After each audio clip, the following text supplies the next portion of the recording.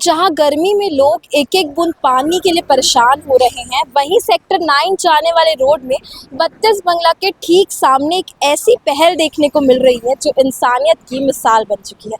नमस्कार, मैं हूं उन्नति शर्मा और इस वक्त हम मौजूद हैं 32 बंगला के ठीक सामने और यहां हम देख रहे हैं कि हुड़को की एक समिति है, उसके द्वारा संचालित ये प्याऊ घर है जहां पिछले 17 सालों से लाखों राहगीरों की प्यास बुझाई जा रही है। किस उद्देश्य से आपने ये प्याऊ घर खोला है? मैडम, जन सेवा और कोई उद्देश्य नहीं है इसका।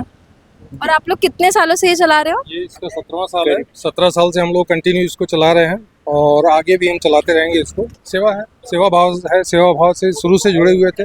सेवा करना है, पानी पिलाना। अच्छा, क्या कुछ मिलता है आपको ऐसा करके? इतने लोग आते हैं, उनकी प्यास बुझाते हैं। आप लोग का प्रेम मिलता है और क्या मिलेगा? जय और कुछ नहीं मिलता, बस प्रेम मिलता है, लोगों का आशीर्वाद मिलता है और अच्छा लगता है।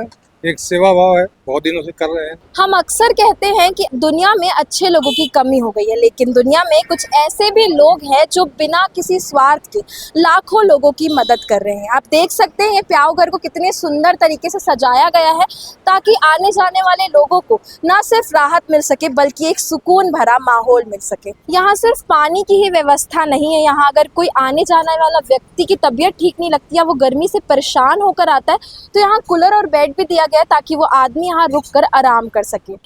गर्मी में सबको तो पानी का प्यास रहता ही है और एकदम मस्त ठंडा पानी है।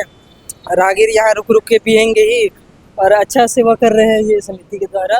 प्याऊ घर के बारे में क्या कुछ कहना चाहेंगे, हमें कमेंट करके ज़रूर बताएं और ऐसे ही अन्य खबरों के लिए बने रहे CG भास्कर के साथ। धन्यवाद।